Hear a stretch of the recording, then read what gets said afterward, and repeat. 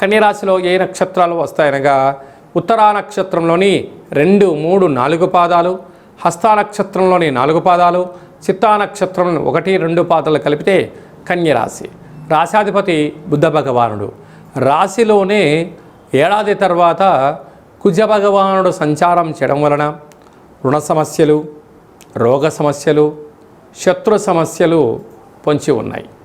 అదే కాకుండా వాహనాలలో మితిమీరిన వేగం పనికిరాదు. ప్రభుత్వం యొక్క సలహాలు సూచనలు పాటించి తీరాలి. బ్యాంకు లావాదేవీలు, యూట్యూబ్, వాట్సాప్, ఫేస్బుక్లో వచ్చేటువంటి విషయాలు నిజమని చెప్పి మీరు షేర్ చేయడాలు, అలాగే ఓటీపీలను వేరేవారు దొంగిలించబడే పరిస్థితి చాలా అధికంగా ఉంది. తస్మాత్ జాగ్రత్త. 6వ స్థానంలో రాహు సంచారం చేయడం వలన నరాల బలహీనత, రక్తహీనత, అనేక రకాల ఇబ్బందులు పొంచి ఉన్నాయి.